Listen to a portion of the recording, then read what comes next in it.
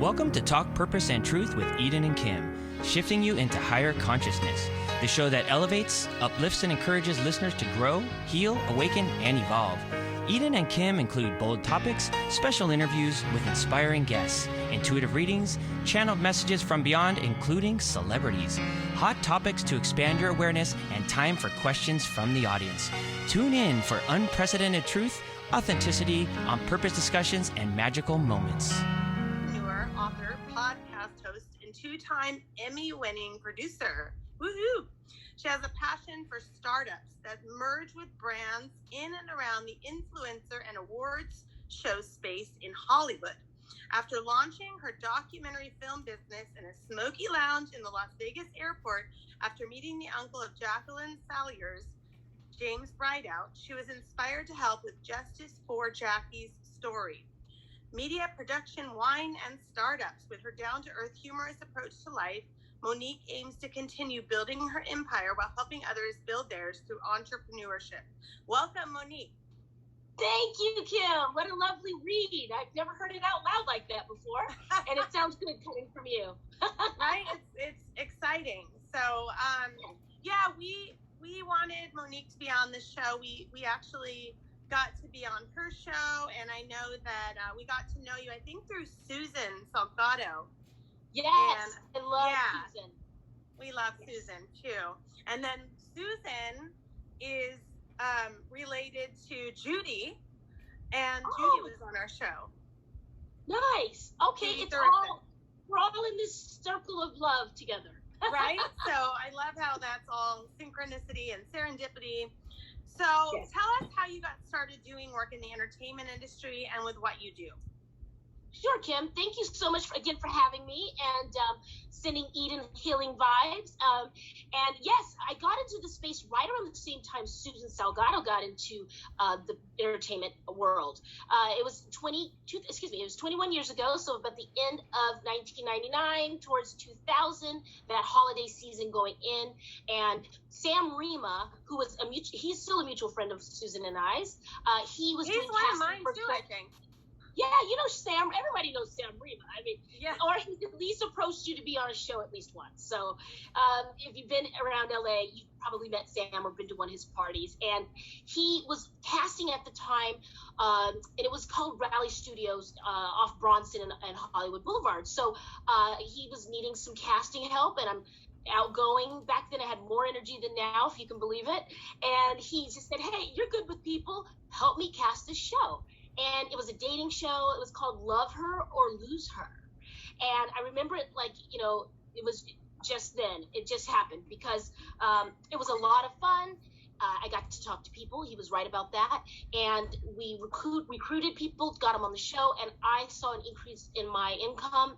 And I just really loved being out there. And it kind of snowballed in a good way from there. I got referred for the next show, and then I worked my way up, and right around the dating show space is where my sweet spot was. And I eventually headed to the department, one of the casting departments at MTV for Dismissed, and then rolled into Next. And that was kind of the sister show of Pimp My Ride and Parental Control. So it just kind of grew from there, Kim. So that's so cool. It's funny because my husband and I love watching those shows, and I remember Dismissed and Next. Next, yeah. So cool. Yeah, it's a little brutal, but we had fun. It is. It's fun. And then they're bringing back some of those shows now. And, my husband will kill me for saying this, but before we were together, he was on Studs. Oh, well, Jackie Pittman actually did the casting for that. And it's her. So we're all kind of in this reality game show bubble. Did he have a good time, though? Oh, yeah. It's funny. I love it. It's funny stories, and I made fun of him when I started dating him years ago for being on that show. Yeah. So, yeah. What have been some of your most exciting experiences with media? Oh, wow. Yeah, there's been a lot of cool things that have happened and a lot of crazy things that have happened, and I actually put that in a book that I'm still waiting to publish. It is called Token Reality Book. A ratchet road tell of a reality TV producer. Nice. Because lots of craziness, but some of the more invigorating moments, if you will, have been, for instance, on Inked. It was the first tattoo shop / show in the Palms in Las Vegas when the Maloofs owned it. And it was Carrie Hart and Hart and Huntington. So it was Carrie Hart and a guy named John Huntington. He was known for like the Pimp and Hoe rave type shows. So they came together. Yeah, so it was called Hart and Huntington, and the show was called Inked, and it was on A&E. I helped a gentleman propose to his now fiance / wife, I hope. I haven't checked up on them. But he, was coming in from San Diego, and he had never had a tattoo, and he wanted to get a tattoo on the show and propose to his girlfriend. And he picked a ring. He sent me pictures of the ring, and I didn't know what I was doing with that, but I gave as much guidance as I could, and he actually got the tattoo and proposed on the show. So that was a really invigorating moment. I saw how in love he was with her. She said yes, and Oh my God, that's so special and cute. I remember that show too. Yeah, it's a good show. Oh, that's cool. Something memorable and meaningful. And then you've done a lot of stuff with documentaries. And what is Justice for Jackie's story? Sure. Yeah. Actually, Kim, this is a newer space for me. I'm by no means an expert in the documentary film space. I am completely green and novice, and I'm absorbing it up now. But what I did do is I threw myself into the pandemic storyline, if you will, and we all were doing that at the same time and still kind of are a little bit. So before the pandemic hit, I was working with Jacqueline Sawyer's family out of Tacoma, Washington, and they are the Puyallup tribe of Indians, and they had a loss in their tribe, and it was Jacqueline Sawyer. She was, it's kind of sad, and she was pregnant, unarmed, and murdered by the Tacoma police. They were looking for her child's father, and he was able to flee the scene with a gun in his possession, and she was murdered on the scene. Her body was moved. There was a lot of suspicious things that were around her death. And so if you know anything about, the Native American, treaty, if you will, with America, they're a sovereign people, and they are protected because of the history of this country towards them. And they have a certain way that they have to move when it comes to Native Americans in this country. And so that completely violated that space with them between government. And so I never really miss a flight, especially if I have something to do with business. I'm pretty anal about my time. I've learned it from the past, and I've been better about that. But this day was the kind of day, Kim, that it just wasn't working. I was not to be at that event. I was to be in a smoke-filled lounge in Vegas, and I emphasize smoky lounge because I don't smoke cigarettes and I don't care for the smell of it. And I had to go in that space and plug my phone in and try to get my life together for that day. And I ran into James Rideout, and that's Jacqueline's uncle, and it was just like the world stopped, and I needed to be there and need to hear the story. And since then, it changed my life, the trajectory of my life, helping this family tell their stories. So we have a sizzle reel up on YouTube, Justice, the number 4, Jackie, and that highlights what has gone on. And they passed 940, which is the first and only de-escalate law in the U.S., and California has adopted it as well, but Washington State was the first one, and that's to help train police officers, because we want them to go home to their families as well. So it's not about F the police, it's more about let's help them help us. And the family and the tribe has forged that. So that's the first one. Unfortunately, there's a lot of justice for fill in the blanks that we can do. And Justice for Andre Bryson is there, and a lot of other things. So long-winded answer, but it's pretty notable and important to kind of share that with you. Right. So. That's a life-changing thing that you've been involved with for many. Do you feel that when that happened, you had any inclination, like any intuitive feeling, like I'm supposed to be doing something else today, or I'm led into going into this area, or anything? Yeah. Or was it just at that moment? Yeah, no, that's a really great question. I never really pondered that. I kind of just tend to go. But now that you're asking, I would say, when I couldn't get to the event in a timely manner, and I couldn't get anyone to go on my behalf, and I found myself engulfed in this story and feeling a certain way about it, I said, oh, I think later that day, maybe that evening, I said, oh, okay, this is why, this is why I missed my flight, because I just don't. And so I think afterwards I had probably a moment of clarity of like, okay, and I took it on right away, and things shifted. People wanted to see what I was doing because I was working with them. I felt energetic support. We talked about Abraham Hicks and the universe and all those things. I felt energetic, universal support in other things that I was trying to move, that maybe I didn't have support or movement in those things. And people saw my overall, so it kind of created itself for me. And I always wanted to have more depth. I didn't want to just get people laid on the dating shows, although that's fun. I mean, everyone, you want to help people with their love life. So the long and short answer is, I guess perhaps in the back of my mind, I wanted to be taken seriously in a different way. And this provided that. Right. It sounds like your heart and mind were open to it. It was like the right timing. But yeah, that's very magical. It's like that. There's this movie from maybe, I think it's probably 20 years old, called Sliding Doors with Gwyneth Paltrow. And it shows in the movie, like, if her life had gone one way or another way, just by her getting on a subway and getting off at a certain place. And it shows you, like, if you hadn't been there, it's really amazing when you think about life like that and you review your timeline of what's meant to happen for you, Amen. Yes. Yeah. And you have another documentary that you recently won an award at the Toronto Film Festival about the pandemic. Are you able to talk about that at all? Of course. It's a pleasure to talk about that as well. This is exciting because while going through the thing with Justice for Jackie and wanting to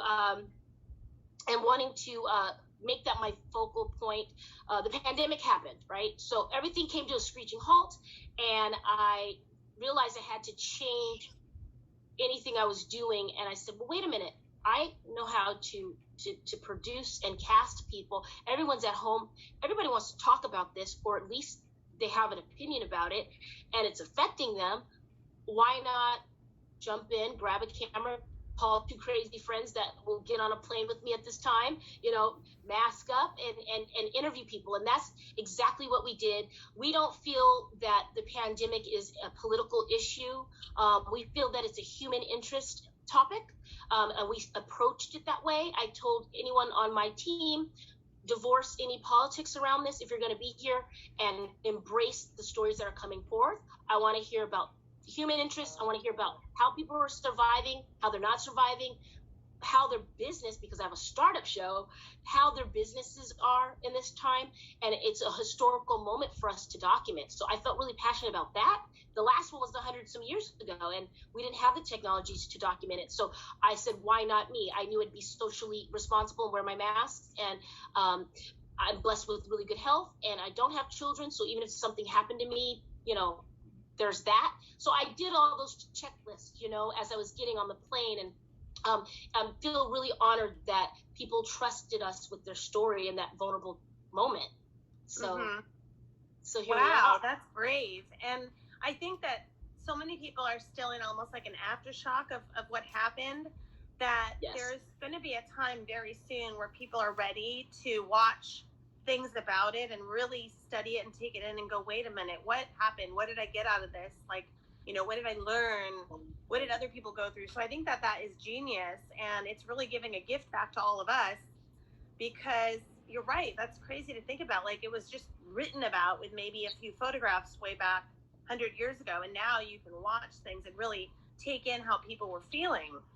Yes, and you hit it right on the head, Kim. Right now, it is still really raw, and because it's hitting people in different ways. And so, sorry, my phone was ringing and I was trying to get rid of it. I'm sorry, guys. So I feel the way you do, and then when we come up for air and we want to do a collective reflection, it'll just be there. It'll be there because I put in buy this film and write us a nice size check and bless us with that, and it'll be there for when you guys are ready to watch it and reflect. So. Right, and I think still learn, because a lot of countries are still, even the U.S., we're still, experiencing it just in different ways. But like one of my team members from the Imperfectly Perfect campaign, Glenn, they're in lockdown in Sydney right now. So, I mean, it's still going. It is, and as you know, as it's kind of, and I just spoke with one of my brand partners in Bali, and that's close to, you know, that side of the world where your partner is.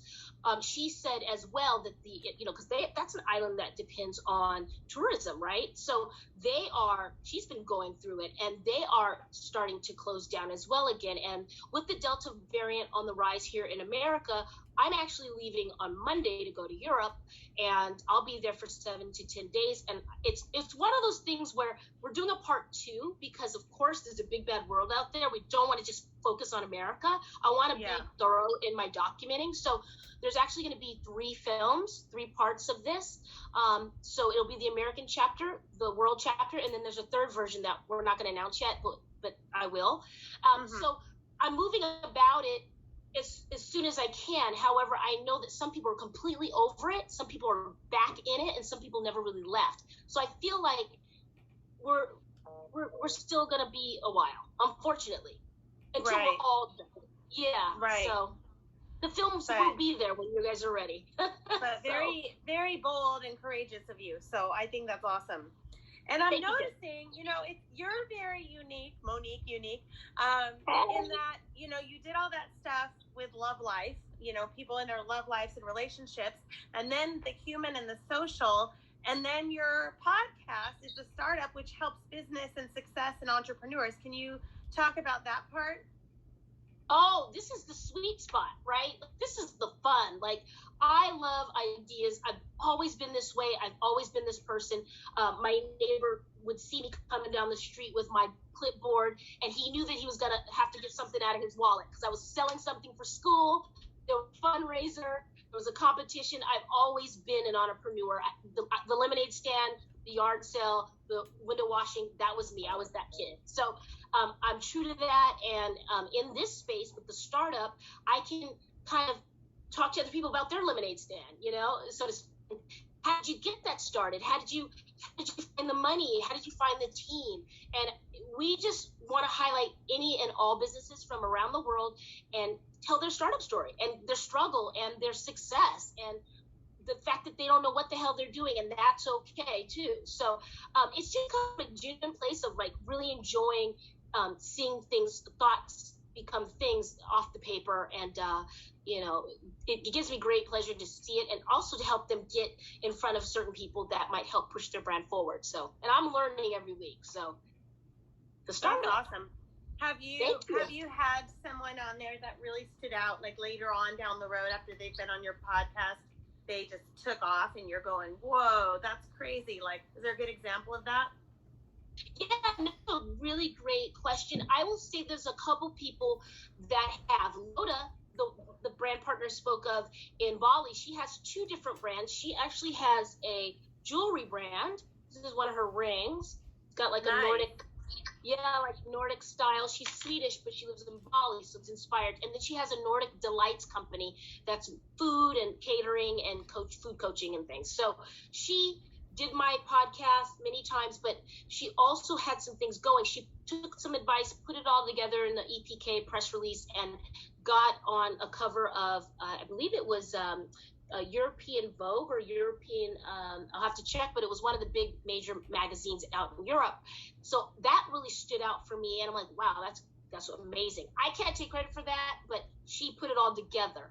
And another person who actually is yet to be on my podcast, and if he did, it was probably 2 years ago, I don't remember now, but his name is Billy Brown from BB's Heaven and Hell Seasoning.